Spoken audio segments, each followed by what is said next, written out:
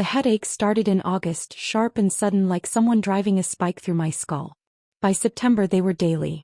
By October I was experiencing vision problems. Double vision, blind spots, moments where everything went dark. "It's probably just migraines," my mother said when I mentioned it at Sunday dinner.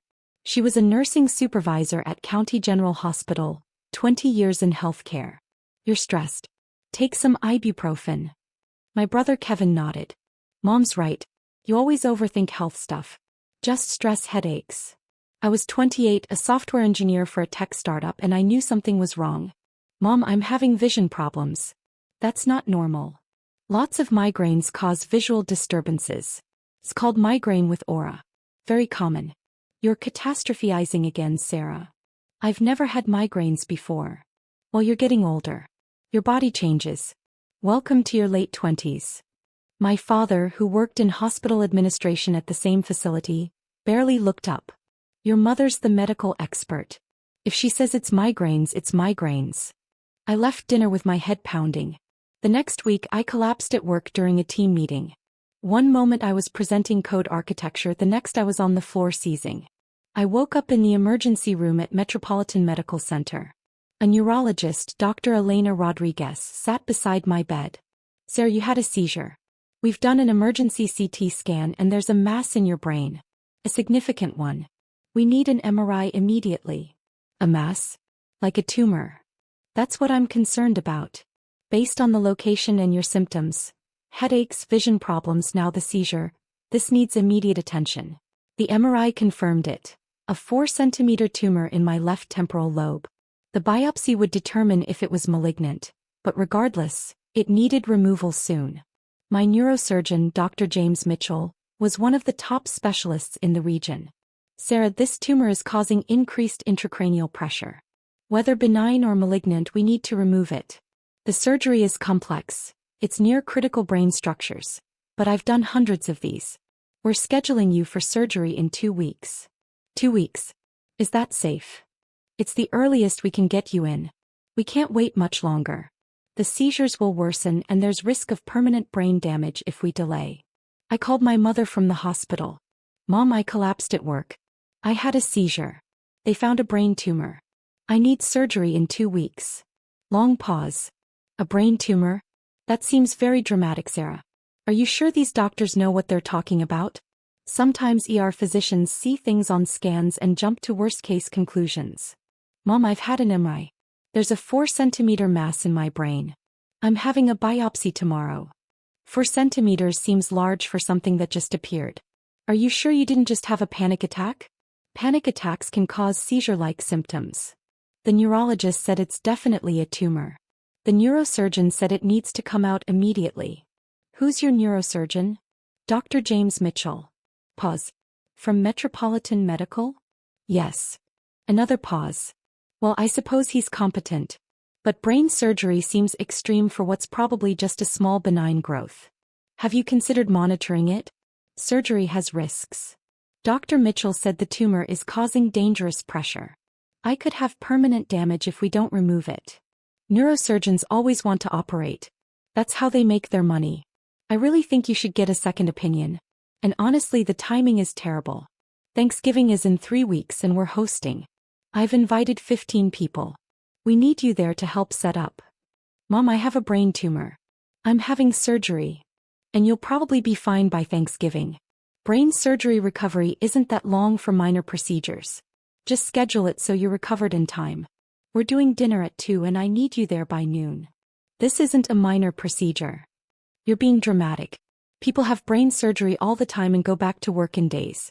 Just don't use this as an excuse to get out of family obligations." Kevin called an hour later. "So Mom says you're having some minor brain procedure? You'll be fine for Thanksgiving, right? I'm bringing my new girlfriend and Mom's making a huge deal about everything being perfect." "Kevin, I have a brain tumor. I'm having major surgery." "Yeah, but it's not like cancer, right? Just something they need to take out. Don't make this into a bigger deal than it is." The biopsy showed the tumor was a grade 2 astrocytoma. Not the worst type of brain cancer, but still cancer. Slow growing, but would eventually become aggressive if not removed. The surgery was scheduled for November 18th, 5 days before Thanksgiving. Dr. Mitchell was frank about risks. This is delicate surgery. The tumor is near your language and memory centers. I'm confident I can remove it safely, but there's always risk. Stroke, infection, permanent neurological damage. You'll be in ICU at least 2 days post-op, then regular hospital stay for another 3 to 5 days. Full recovery takes months. My family thinks I'll be fine by Thanksgiving. His eyebrows rose. Thanksgiving is 5 days after your surgery. You'll still be in the hospital. Even after discharge, you'll need complete rest for weeks. They think I'm being dramatic. About brain cancer? My mother's a nurse. She thinks it's a minor procedure. Dr. Mitchell's expression darkened. My mother called twice before surgery. Once to ask if I'd confirmed I'd be at Thanksgiving. Once to tell me she'd invited colleagues from County General to dinner and didn't want me embarrassing the family by talking about medical stuff. I'll be in the hospital on Thanksgiving. Don't be ridiculous. They'll discharge you by then.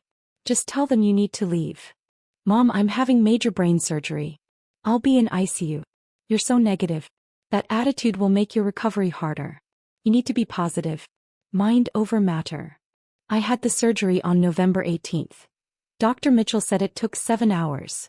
Longer than expected because the tumor was more invasive than scans showed. But he'd removed it completely, clean margins, no apparent damage to surrounding tissue. I woke up in ICU with my head wrapped in bandages, a drainage tube coming out of my skull and pain medication making everything fuzzy. My friend Rachel was there holding my hand. She'd taken a week off work to be with me. Where's your family? The ICU nurse asked. Planning Thanksgiving, Rachel said, her voice tight with anger. I spent 3 days in ICU. The headaches were excruciating despite pain medication. I couldn't walk without help. I couldn't focus my eyes properly. But I was alive and Dr. Mitchell was pleased with my progress. On day 4 I was moved to a regular room. My mother finally called. So, how did the procedure go? It took 7 hours. The tumor was more extensive than they thought. But Dr. Mitchell got it all. 7 hours seems excessive. Are you sure he knew what he was doing? He saved my life, Mom. Well, good. So you'll be discharged tomorrow, right? Thanksgiving is the day after that. I need you there by noon. I'm not coming to Thanksgiving. I just had major brain surgery. I can barely walk. Don't be so dramatic. You're talking fine. You can walk. You're just feeling sorry for yourself. Plenty of people have surgery and still show up for family obligations. This is a really important dinner for me. I have colleagues coming. I have a drainage tube in my head. So take it out before you come. Look, I'm not going to argue. You're coming to Thanksgiving. We're family. Family shows up. I hung up. Dr. Mitchell discharged me on November 22nd, the day before Thanksgiving, with strict orders. Complete bed rest, no physical activity, no stress, follow-up in 1 week. Rachel took me to her apartment because I couldn't be alone. My mother sent 12 texts demanding to know when I'd be arriving. When I didn't respond, she called Rachel's phone. Put Sarah on the phone. Rachel looked at me. I shook my head. She's resting. She just had brain surgery. I know that. Which is why I need her to confirm what time she's coming tomorrow. She's not coming. She can barely get out of bed. That's absurd. Tell her to stop being lazy and get over here. She's not getting out of it by pretending to be sicker than she is. She has a drain in her head. And I work with patients who have drains all the time.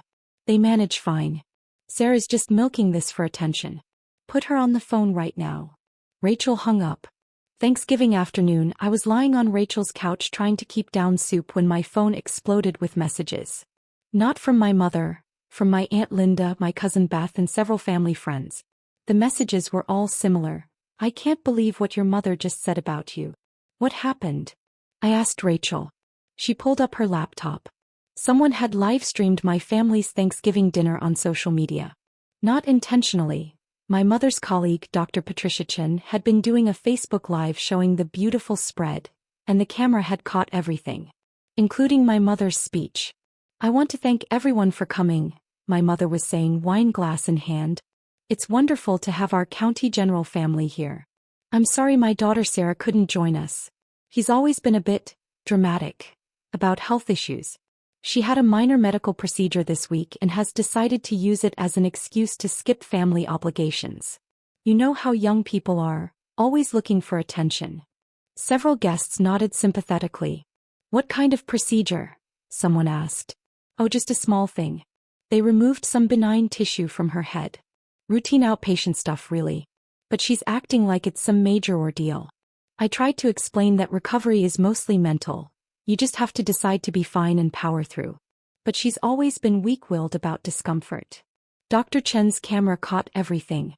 And then, at exactly that moment, someone rang the doorbell. My mother opened it and the live stream captured her face going white. Dr. James Mitchell stood on the doorstep, still in his suit from a medical conference he'd attended that morning. He was holding a folder. Mrs. Thompson? I'm Dr. James Mitchell, your daughter Sarah's neurosurgeon. I believe we need to have a conversation. The live stream showed everyone in the dining room going silent. I'm hosting Thanksgiving dinner. This isn't an appropriate time. You just told a room full of people that your daughter had a minor medical procedure to remove benign tissue, and that recovery is mostly mental. Is that what you believe? Who told you where I live? Your daughter's medical records list you as emergency contact. I came here to discuss her post-operative care because you haven't returned any of my calls. But I have to say I'm shocked by what I just heard. This is a private family dinner. Your daughter had a 7-hour craniotomy to remove a grade 2 astrocytoma. That's brain cancer, Mrs. Thompson. She had major neurosurgery 5 days ago. She currently has an external ventricular drain to prevent brain swelling. She can barely walk. She's at significant risk for stroke, seizures, and infection. And you called it minor outpatient stuff? The room was dead silent. Dr. Chen's phone was still recording, the video now being shared in real time across social media. I didn't realize. My mother started. You're a nursing supervisor. You've been in healthcare for 20 years. You understand what a craniotomy is. You understand what brain cancer means. But you chose to minimize your daughter's surgery to your colleagues and accuse her of being dramatic and weak-willed. Why? She's always exaggerated health problems. She had a brain tumor the size of a golf ball. She had major surgery where I cut into her skull and removed cancerous tissue from her brain. There's nothing exaggerated about that. And the fact that you're hosting a dinner party while your daughter recovers alone is disgraceful. Dr. Patricia Chin stepped forward, still holding her phone. You told us it was minor. You said she was fine. Because she's always seeking attention, my mother snapped. Everything is a crisis with Sarah. A headache becomes a brain tumor. A small procedure becomes major surgery. She does this for sympathy. Dr. Mitchell opened his folder and pulled out papers. These are your daughter's surgical photos. Would you like me to show your guests what minor outpatient stuff actually looks like? Here's the incision. Here's the exposed brain tissue. Here's the tumor I removed. Here's the drain that's currently keeping her alive. He started passing the photos around. Several guests looked physically ill. You had no right. I had every right to correct dangerous medical misinformation being spread by a healthcare professional. You're a nursing supervisor. You hold a position of medical authority. And you just told a room full of people that brain cancer surgery is minor, and recovery is mostly mental. If you believe that about your own daughter, what are you telling patients at your hospital? The live stream ended there. Dr. Chin had stopped recording. But the damage was done. The video had been shared over 10,000 times. People were tagging County General Hospital. Comments flooded in calling my mother heartless and demanding investigation into her patient care standards. My phone rang. Dr. Mitchell. Sarah, I'm so sorry. I didn't know she was live streaming. I just couldn't stay silent after what I heard. Are you okay? I'm okay. Thank you for defending me. You're my patient. You almost died on my operating table because that tumor was worse than we expected. And your mother called it minor. That's not just wrong, it's dangerous. The fallout was swift.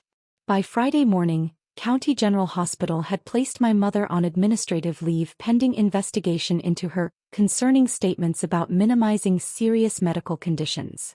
The video had gone viral, over 1 million views by Saturday. My mother called once, screaming that I'd ruined her career by telling lies to my surgeon. I didn't answer. Kevin sent one text, "Way to make Thanksgiving all about you. Mom's devastated." Rachel showed me the social media response. Thousands of comments from people sharing stories of family members dismissing serious illnesses. Messages of support. Donations to brain cancer research in my name. Dr. Mitchell called with updates on my recovery. The drain could come out in a few days. Healing was progressing well. He also mentioned he'd been contacted by the state nursing board about my mother's case. What happens to her? I asked.